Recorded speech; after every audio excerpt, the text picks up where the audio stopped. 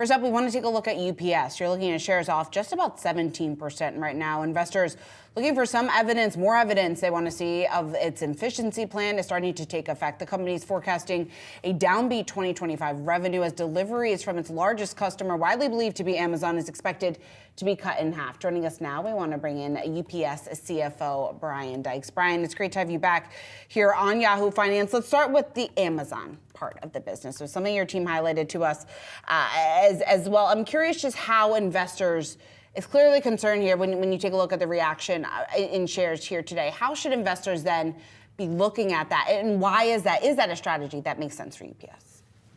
Well, first of all, good morning. It's a pleasure to be here. Thank you for taking the time.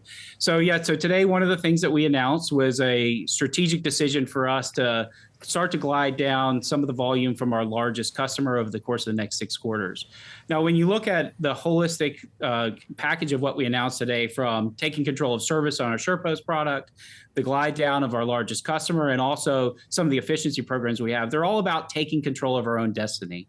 Specifically around our largest customer, we've made the decision that we want to be able to manage our assets and our resources in the areas of the market where we can, quite frankly, drive higher yields and returns. And so the result of this is that we will be taking volume down and we'll have revenue down in 2025 and 2026.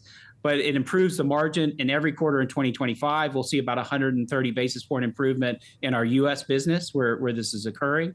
And we see that putting us on a path to much higher margins as we get into 26 and beyond.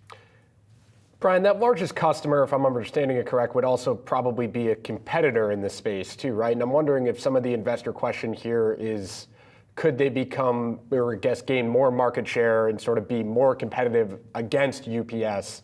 Is that a concern in any way with this move? So look, we've had a 30-year relationship with Amazon, and this is a collaborative effort because, quite frankly, with the amount of volume that we're talking about moving, it has to be an orderly transition, or else it would impact both their customers as well as our residual customers. And they will continue to be a customer of ours for the long term. But the portion of the business that we're transitioning out of just doesn't make sense for us to do. If you think about Amazon and their delivery, they're really an integrated retailer, right? And they're delivering stuff that sits in their fulfillment centers. We also deliver stuff from other people's fulfillment centers, but they have built their own capability to do it. So from a competition standpoint, we actually still help Amazon with a lot of the things that make sense with our network, which is built for long zones, multiple pickup locations, and moving things across the country, versus theirs, which is built for a much shorter fulfillment center to door network capability. Brian, given the results and given the larger trend that we're seeing just in terms of a slowdown here in volume, what's the pricing strategy then? So if you look at the underlying business, excluding what we are doing with our largest customer, we're still growing. We're actually growing in the places where it matters most to us. And we've invested in capabilities to do that. So our DAP program, which helps SMBs facilitate e-commerce, is reached over $3 billion last year and continues to grow at double digits. We're investing in healthcare and closed another healthcare acquisition in Europe that provides cold chain transportation capabilities. And so our underlying business, both in the U.S. and our international business and our supply chain business, continues to grow, and we're really pleased with the pace of that growth and the returns we get from it. Brian, are you thinking about raising prices though again? So we've had a lot of pricing discipline that's gone in the back half, and I would say it's less about raising prices and more about being smart about prices.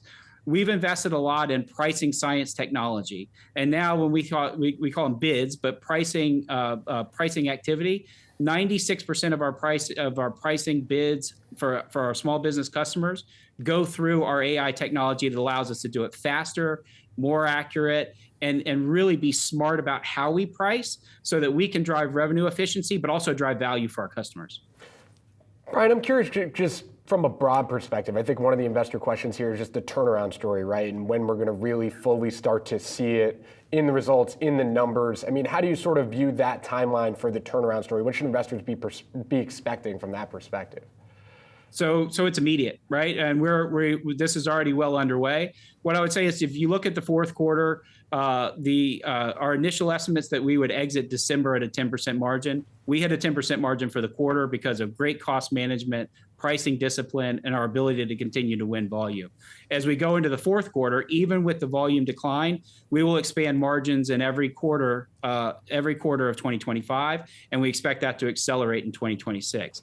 So this is not a wait for it to come story. This is it's happening now, and we're moving quickly. We're taking control of our business, and it gives us the ability to now drive margin and growth in the areas of the market where we really want to focus.